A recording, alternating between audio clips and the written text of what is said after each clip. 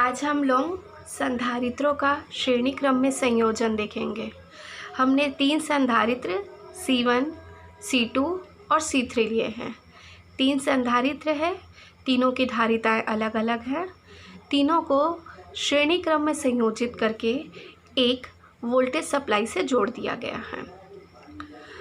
जब इस धन आवेशित प्लेट से, बैटरी के धन आवेशित प्लेट से यहाँ से ये धन आवेश क्या करेंगे, चलना शुरू करेंगे और इस पहले C1 के प्लेट को ये क्या कर देंगे, धन आवेशित कर देंगे। माना कि यहाँ पे ये धन क्यू आवेश क्या करते हैं, उत्पन्न करते हैं। ये धन क्यू आवेश है, किंतु प्रेरण द्वारा संधारित्र के दूसरे प्लेट पर ऋण क्यू आवेश क्या आ जाता है, प्रेरित हो जाता है। ये ऋण क्यू, किंतु इसके संपर्क में आने वाला यह C2 का यह प्लेट में कौन सा आवेश आ जाता है, धन क्यू। ठीक है, इसी प्रकार धन क्यू के सामने वाले प्लेट पर आवेश आ जाता है ऋण क्यू। क्लियर। फिर वैसे ही C3 के पहले प्लेट पर आवेश आ जाता है धन क्यू और C3 के अगले प्लेट पर क्या आ जाता है, ऋण क्यू आवेश। ध्यान दीजिएगा कि संधारित्र के दोनों प्लेटों में आवेश विपरीत है, किंतु मात्रा क्या रहती है, समान। चूँकि ये एक ही क्या है, धनावेशित बैटरी के धनावेशित सिरे से जुड़े हुए हैं, सभी में आवेश की मात्रा समान होती है, किंतु प्रत्येक संधारित्र का हर एक प्लेट एक धनावेशित और दूसरा क्या होता है, ऋणावेशित होता है। अब हम लोग ये पहला संधारित्र है। जब ये तीनों आपस में इस तरीके से जुड़े रहेंगे तो ये मिल करके एक नया संधारित्र बना लेंगे C। ठीक है, और ये एक नए संधारित्र की भांति ये क्या करेंगे, व्यवहार करेंगे। क्लियर। अब अगर यहाँ पे ध्यान देने वाली बात ये है कि अगर मैं पहले का लिखूँ कि पहले संधारित्र का आवेश है C1, तो हम लोग को पता है C1 बराबर होता है Q, आवेश कितना रहेगा, Q बटे विभव कितना होगा, V1, क्योंकि तीनों संधारित्र के चूँकि प्लेट के सिरे अलग अलग जुड़े हैं तो तीनों में विभव क्या होगा, अलग अलग होगा। माना कि पहले में V1, दूसरे में V2 और तीसरे में कितना है, V3 है। तो पहले में आवेश कितना हो जाएगा, C1 बराबर Q/V1। ठीक है, फिर C2 दूसरे पे संधारित्र की धारिता Q/ क्या हो जाएगा, V2। इसी प्रकार से C3 बराबर हो जाएगा Q/V3। तीनों संधारित्र की धारिताएं विपरीत अलग अलग हैं, तीनों के विभव अलग अलग हैं। श्रेणी क्रम में जोड़े जाने पर विभव क्या होगा, अलग अलग, किंतु Q क्या रहेगा, समान। ये आपको याद रखने वाली बात है, हालांकि ये इसको आसानी से समझा भी जा सकता है। अब चूंकि तीनों विभव अलग अलग है तो ये तीनों विभव किसके इक्वल होंगे, अप्लाइड विभव के इक्वल होगा। तो जो आरोपित विभव है, आरोपित विभव V बराबर कितना हो जाएगा, आरोपित विभव V बराबर V1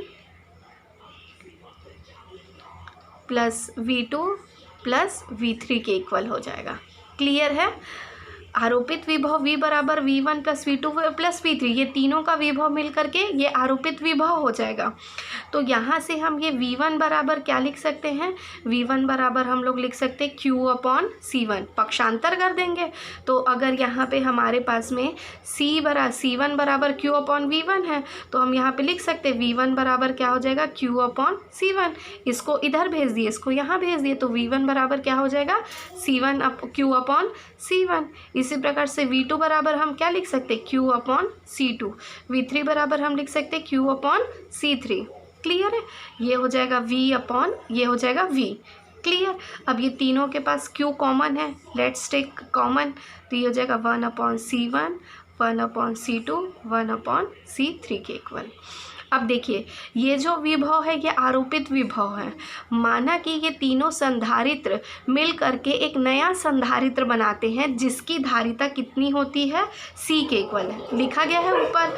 तो इस नए संधारित्र की धारिता कितनी हो जाएगी, C।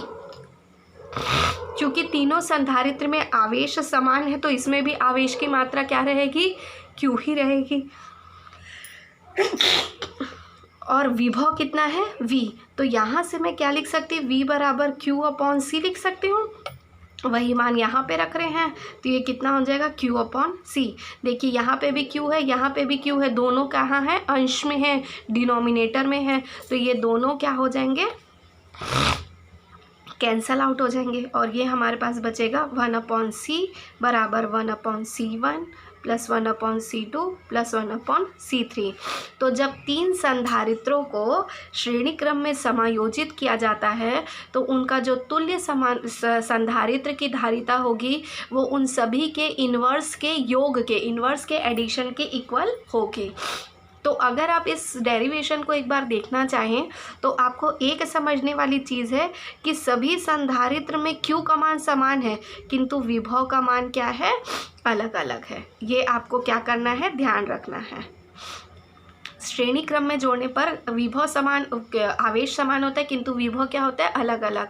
तो सब में आवेश समान रहेगा, विभव क्या रहेगा, अलग अलग। तीनों का फॉर्मूला लिख लिए, v की वैल्यू निकाल लिए। अब आरोपित विभव v बराबर होता है v1 plus v2 plus v3। v1 v2 v3 की वैल्यू पुट कर दिए। अब ये तीनों मिल करके एक नया संधारित्र बना रहे हैं c। तो इस c के लिए फॉर्मूला क्या लिखेंगे भाई, आवेश तो q है और विभव कितना है v, तो c बराबर q/v। तो v बराबर क्या हो जाएगा, q/c। यहाँ पे लिख दिए इसका मान, q कट गया तो 1/c। ये किसके लिए हो जाएगा, श्रेणी क्रम के लिए।